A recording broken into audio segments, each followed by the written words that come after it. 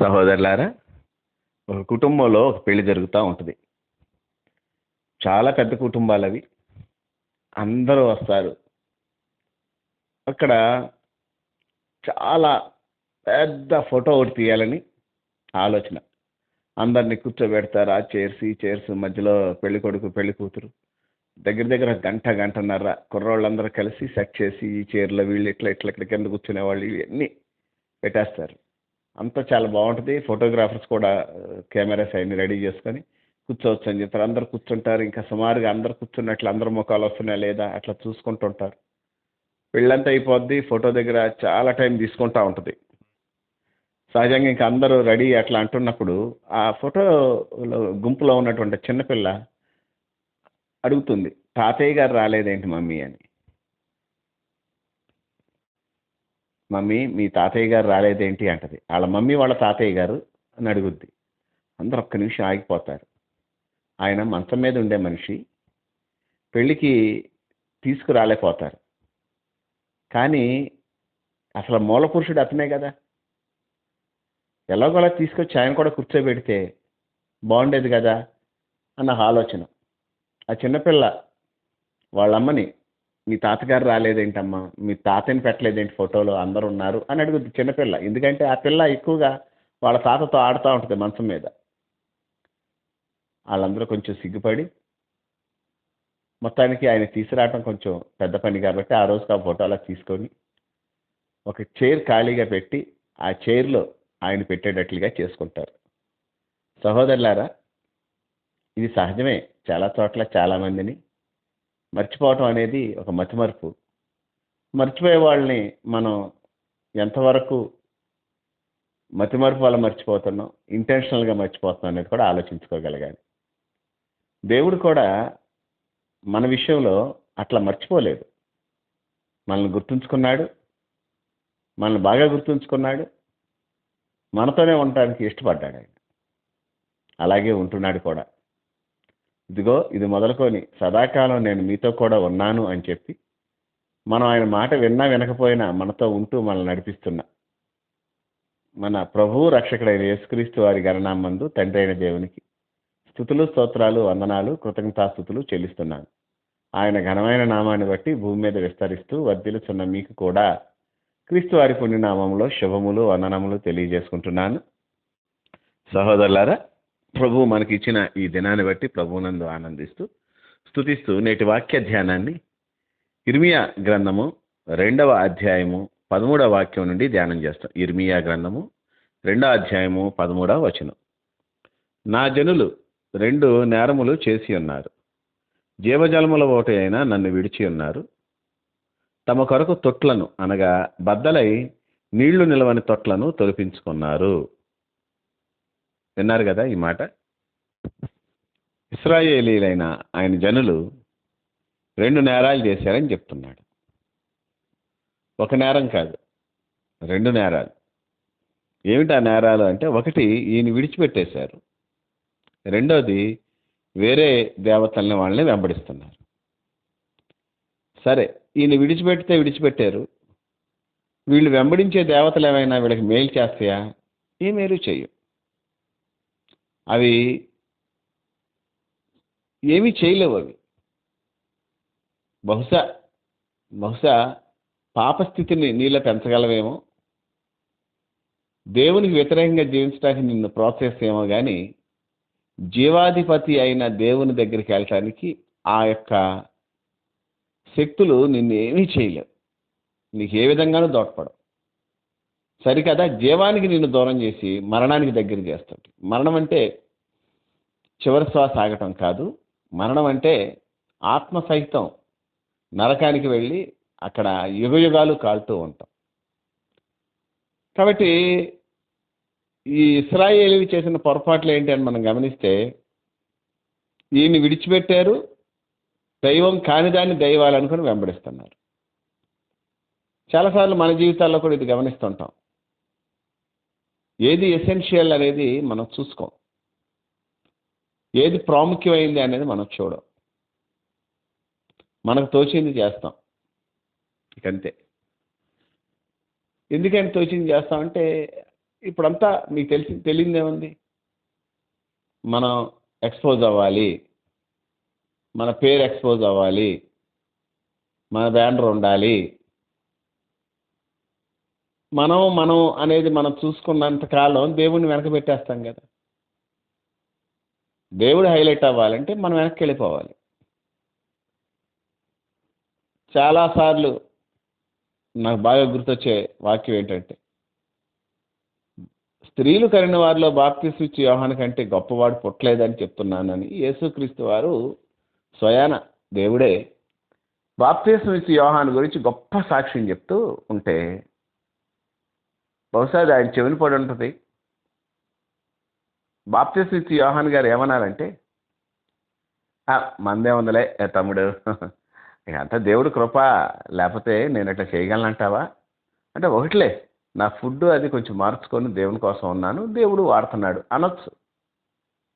Peculiar life lead చేశాడు, special life lead చేశాడు కాబట్టి, నాజీర్ లాగా బతికాడు కాబట్టి దేవుడు నన్ను వాడుకుంటున్నాడు అని చెప్పడానికి అతని అర్హత ఉంది. కానీ ఆయన అంటాడండి చక్కని ఆన్సర్, ఆయన హెచ్చవలసి ఉన్నది, నేను తగ్గవలసి ఉన్నది అని. ఇదే కొంచెం రివర్స్ అవుతుంది మన జీవితాల్లో. మనం హెచ్చుతున్నాము, ఆయన తగ్గుతున్నాడు. ఎంతసేపు మన పేరు, మన మినిస్ట్రీ పేరు, ఇవే కదా నీళ్లు నిల్వని తొట్లు. చూడండి, పెద్ద పెద్ద పెద్ద సంఘాలు చూడండి, డినామినేషన్స్ చూడండి, బాగా విలసెల్లిన డినామినేషన్స్ చూడండి. ఇప్పుడు మనం చూడలేం చాలా చోట్ల. కొన్ని గ్రామాల్లో అసలు అవి తుడిచిపెట్టుకుపోయింది. మందిరాలు ఉన్నాయేమో కానీ మనుషులు లేరు. కాబట్టి మనం బాగా ఎదగాలి అనే థాట్ ఎప్పటికీ కూడా మనల్ని నాశనానికి నడిపిస్తుంది. దేవుడు మనల్ని పెంచడం మొదలు పెడితే ఎవడో ఆపలేడు. కానీ మనకి కోరికలు పడతాయి, నేను ఇట్లాగా ఇన్ని దేశాలకు వెళ్ళాలి, లేదు నేను ఇన్ని మందిరాలు కట్టాలి, ఇట్లా కొన్ని కోరికలు పడతాయి మనకి. ఇంత పెద్ద పెద్ద మందితో మీటింగ్లు పెట్టాలి, ఇన్ని లక్షల మందితో ఆయన పెట్టాడంట, నేను ఆయన కన్నా 10,000 ఎక్కువ పెట్టాలి, ఇట్లాంటి టాస్క్లోకి వెళ్తాం మనం. నీ సొంత బుర్ర ఎప్పుడూ కూడా నిన్ను నాశనానికి నడిపించుద్దని సామెతల్లో పలుమార్లు చెప్పాడు. దేవుడు బుర్ర మనల్ని చక్కగా తీసుకెళ్తుంది, లేదా దేవుని యొక్క తల, క్షమించాలంటే దేవుని ఆలోచన, దేవుని తలంపులు మనల్ని చక్కగా తీసుకెళ్తాయి. అందుకనే బాప్తిస్మ ఇచ్చే యోహాను ఆయన హెచ్చాలి, నేను తగ్గాలి. మనం దేవుని దూరం అవడానికి కారణం చాలా వరకు మన ఆలోచనలే, మన ప్రయత్నాలే. మళ్ళీ మనం ఏమనుకుంటూ ఉంటామంటే, దేవుడి పనిది, దేవుడే చేయమంటే చేస్తున్నాను అని కొన్ని భ్రమంలోకి వెళ్ళిపోతుంటాం మనం. ఏదన్నా దేవుడి పని. మొన్న ఒకసారి ఒక పాత చర్చి పడగొడుతున్నారు, చాలా పాత చర్చి. ఎందుకు పడగొడుతున్నారు అన్నాను. కొత్త చర్చి కడుతున్నాం, అది దేవుని కొరకు కొత్త చర్చి కడుతున్నాం కాబట్టి ఇది పడగొడుతున్నాం అన్నారు. ఇప్పుడు వాళ్ళు పడగొడుతుంది దేవుని పని కొరకే కాదా? కాబట్టి చాలాసార్లు మన ఆలోచన దేవుడు చెప్పాడు చేస్తున్నాం అనే ఆలోచనలోనే ఉంటాం మనం. అని నేను ఆ చర్చి పడగొట్టడం కరెక్ట్ కాదని నేను ఉద్దేశించట్లా. పాత ఏంటి, పాత ఆటలో ఉన్నట్టు ఏ టైంలో ఏదో ఒకటి. ఎందుకంటే ఏదైనా సరే క్షయమైందే కదా భూమి మీద. ఉన్నటువంటి చర్చ్ కూలితే అదే పెద్ద ఇష్యూ అవుద్ది, పెద్ద గొడవ అవుద్ది. దాని బదులు పాత వాటిని వదిలేయటం మేలు, మెమరీస్గా ఉంటే. స్థలం లేకపోతే అక్కడే కట్టుకుంటాం మేలు. సహోదరులారా, మీరు గమనించినట్లయితే ప్రజలు చేసే నేరాల్లో మొదటి నేరం జరగటానికి కారణం, దేవుణ్ణి మర్చిపోవటానికి కారణం, దేవుడి కంటే రమ్యంగా వీళ్ళకి కనిపించే కొన్ని ఆలోచనలే. అట్లా కనిపిస్తే కానీ వాస్తవాలు కాదు. దేవుని కంటే రమ్యంగా ఏముంటుంది, దేవుని కంటే శ్రేష్టమైంది ఏముంది? అట్లా నిన్ను భ్రమ పెడతాయి. కాబట్టి ఆ ఆలోచనల వెంట నువ్వు వెళ్ళిపోయి దూరం అయిపోతావు. చివరికి అవి ఎప్పుడు నీకు తెలుస్తుంది అంటే, మంచి దెబ్బలు కొడతా ఉంటాయి నీ ప్రయత్నాలు. అందరూ నవ్వుతుంటారు నిన్ను చూసి. అప్పుడు తెలుసుకొని ఎలాగోలా కవర్ చేస్తాం మళ్ళీ. తెలుసుగా మీకు. మనం మ్యాక్సిమం రియలైజ్ అవ్వం. నేను చేశాను అక్కడ తప్పు, అయ్యో నేను అక్కడ సొంతగా ఆలోచించాను, నేను నేను సొంతగా ఆలోచించి ఇట్లా చేశాను అని అనుకోకుండా మొత్తానికి దాన్ని ఏదో విధంగా మేనేజ్ చేస్తానికి ప్రయత్నిస్తాం. దేవుడు అట్లా నడిపించలేదని చెప్తాం, దేవుడు ఎట్లా ఆగమన్నాడు, ఇలాంటివి చెప్తాం. పాస్టర్స్ చాలా వరకు కూడా కవర్ చేసినట్లు ఇంకెవరు కవర్ చేయలేరు. దేవుని సేవకులు కనుక కవర్ చేయడం మొదలెడితే అసలు వాళ్ళ కవరింగ్ని మనం ఎక్కడ కనిపెట్టలేం కూడా. కాబట్టి సహోదరులారా, మనము దేవుణ్ణి మర్చిపోతున్నాం. ఆ విషయం మీరు ఎక్కడన్నా గుర్తుంచుకోండి. అప్పుడప్పుడు నేను ఆలోచిస్తాను, సిగ్గుపడుతూ చెప్తున్న అంశం ఇది. నేను సిగ్గుపడుతూ చెప్తున్న అంశం. అప్పుడప్పుడు నేను ఆలోచిస్తాను, నాకేం కావాలి అనేది నేను చూసుకుంటున్నాను. నాకు కావాల్సినటువంటి ఫుడ్ కానీ, బట్టలు కానీ, పరిచయకు కావాల్సిన పనులు కానీ, నా వెహికల్స్ కానీ, ఇవన్నీ నేను చూసుకుంటున్నాను. ఎక్కడ దేనికి ఆయన తక్కువ కావడానికి అవకాశం లేదు. ఏదో కొన్ని పరిస్థితులు. నా భార్యకి కావాల్సినవన్నీ కూడా నేను చూస్తున్నాను. మాకు పిల్లలు లేరు కాబట్టి పిల్లల గురించి నేను మాట్లాడలేను. నా భార్యకి కావాల్సినవి కూడా నేను చూస్తున్నాను. మందిరానికి కావాల్సినవన్నీ కూడా నేను చూసుకుంటున్నాను. సంఘస్థులకి ఏ రోజన్నా ఏదన్నా ఫుడ్ కానీ ఇట్లాంటి విషయం ఆల్రెడీ ఎక్కడ ఏ లోటు రానట్లేదు. నా జీవితంలో ఏమన్నా లోటు కనిపిస్తుంది అంటే దేవునితో ఎక్కువగా ఉండకపోవటం. నేను మీతో చెప్తుంది నిజమే. మనం ఎక్కువగా దేవునితో ఉండాలి. దేవుడు ఏం చెప్తున్నాడో అది చేయటానికి ప్రయత్నించాలి.